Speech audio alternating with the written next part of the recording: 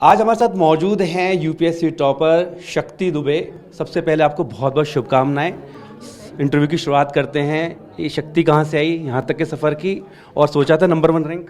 Sir number 1 तो I think कोई नहीं सोचता है, तो नंबर 1 तो नहीं एक्सपेक्ट किया था। हाँ, क्योंकि प्रिपरेशन इस बार अच्छी थी, पेपर अच्छे हुए थे, तो लग रहा था कि लिस्ट में नाम तो होगा। तो हाँ, ये लंबी जर्नी थी, बट मोटिवेशन और सपोर्ट हमेशा रहा है पेरेंट्स का, भगवान की कृपा रही, so ultimately I am here.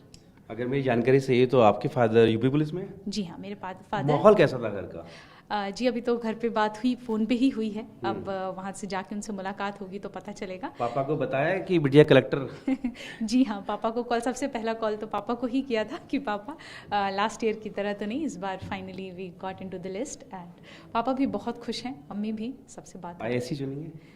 जी हाँ, आईएएस ही मेरा पहला प्रेफरेंस था। बाकी लोग जो बहुत लंबे समय से, क्योंकि आपका 5th अटेम्प्ट था, इस बीच आशा निराशा का भी दौर चला होगा, बाकी जो एस्पिरेंट्स उनको क्या आप कहेंगे?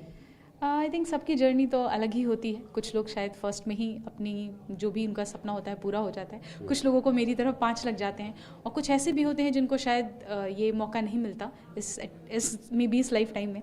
बट मैं बस इतना ही कहना चाहूँगी कि मेहनत अगर इंसान कर रहा है दिल से, तो चीज़ें मिले ना मिले, आई थिंक उसको हमें कभी कभी डेस्टिनी पे छोड़ देना चाहिए। बट अपनी एंड से यू शुड वर्क हार्ड, हमेशा please be dedicated, consistent. Otherwise life doesn't ends with this single PDF और विद दिस रिजल्ट। ये बताइए कि मैनेज कैसे किया टाइम को अपने को, और कैसे बांटा? क्योंकि सोशल मीडिया एक बड़ी दिक्कत है आजकल। सबको अगर कहते हैं पढ़ाई से डिस्ट्रैक्ट कोई करता है तो सोशल मीडिया है। ऐसा तो नहीं है, क्योंकि यूपीएससी के टाइम हमारा आई थिंक ये कोविड के एक पीरियड से कोलाइड किया, तो बाहर आना जाना वैसे ही बहुत कम हो गया था। बट सोशल मीडिया हाँ मैं यूज़ करती थी, एक्टिव थी, बट ऐसा नहीं है कि बहुत ज़्यादा टाइम उस पर वेस्ट या इन्वेस्ट किया हो।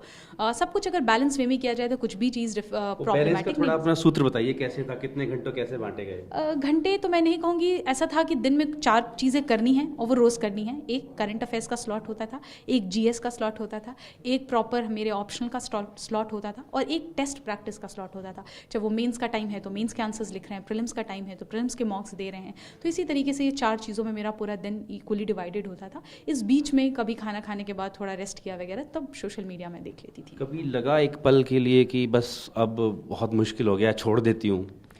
लास्ट ईयर ही जब रिज़ल्ट आया था, तब एक्चुअली मैंने लास्ट ईयर भी इंटरव्यू दिया था, और 12 मार्क्स से मेरा नाम कट ऑफ नहीं क्लियर कर पाई थी मैं। तो लास्ट ईयर ही ये चीज़ लगी थी, शायद अब दोबारा प्रीलिम्स क्लियर करना और ये सब करना मेरे बस का नहीं होगा। बट आई थिंक मैं तो कहूँगी कि I got lucky really, because I know कुछ ऐसे लोगों को जिन्होंने बहुत मेहनत की थी और शायद they didn't make it. So I think I was lucky enough again to reach till this stage, and all thanks to my parents. जो मेंस इंटरव्यू था उसमें जब सवाल जवाब चल रहे थे, कभी लगा इस पल को कि यार ये सवाल मुझसे पूछा गया था, इसका जवाब मैंने दिया, ये मुझे डेस्टिनी तक पहुंचाएगा? आई थिंक अब इस चीज़ को आप कह नहीं सकते, बट हाँ मेरी हॉबी है पोएम लिखना।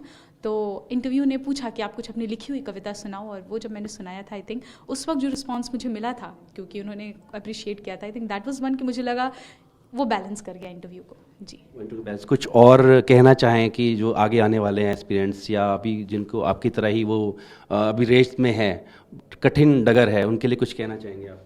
आई थिंक लास्ट ईयर भी अगर कोई मुझसे कहता ये चीज़ कि भगवान जब कुछ करते हैं तो वेट करो, इंतज़ार करो, शायद आपको उससे कुछ बड़ा देंगे। लास्ट ईयर कोई मुझसे कहता तो मैं भी विश्वास नहीं करती। आई थिंक आप लोग जिस पोजीशन पे होगे मे बी आप भी ना करो। स्पेसिफिकली फॉर दो स्टूडेंट्स जिन्होंने इसे इंटरव्यू दिया था and they couldn't make to the list, I would just say कि वेट करो, भगवान पे भरोसा रखो, god will always have a better and a bigger plan for everybody. एक हेल्दी लाइफस्टाइल के साथ स्टडी भी हो सकती है?